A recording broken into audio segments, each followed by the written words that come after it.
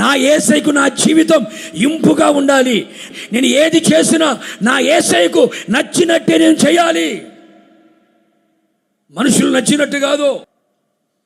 యేసయ్యకు ఇష్టంగా బ్రతకాలని, యేసయ్యకు నచ్చినట్టుగా బ్రతకాలని, యేసయ్యకు ప్రేమకు సమీపంగా వెళ్ళాలి, యేసయ్య ప్రేమను పొందుకోవాలని అందరి నచ్చినట్టు జీవితాన్ని వదిలేసుకొని, నీకు నచ్చిన జీవితాన్ని వదిలేసుకొని యేసయ్య దగ్గరకు వచ్చి యేసయ్యకి నచ్చినట్టుగా ఉన్నావే, ఇప్పుడు ఎందుకు మారిపోయావు? ఎవరు మార్చారు? ఏది మార్చింది?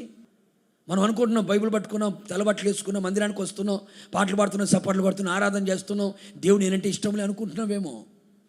చల్లగానైనా ఉండు, వెచ్చగానైనా ఉండు, కానీ నులివెచ్చగా ఎందుకుంటున్నావు నువ్వు? అటు లోకం ఇటు భక్తి కావాలని రెండు పడవల మీద కాలు పెట్టి గోడ మీద పిల్లిలాగా అవకాశాన్ని బట్టి అవసరాన్ని బట్టి అవకాశవాదిలాగా ఎందుకు మారుతున్నాం? దేవునికి మన జీవితం ఎలా ఉంది అనేది కావాలి.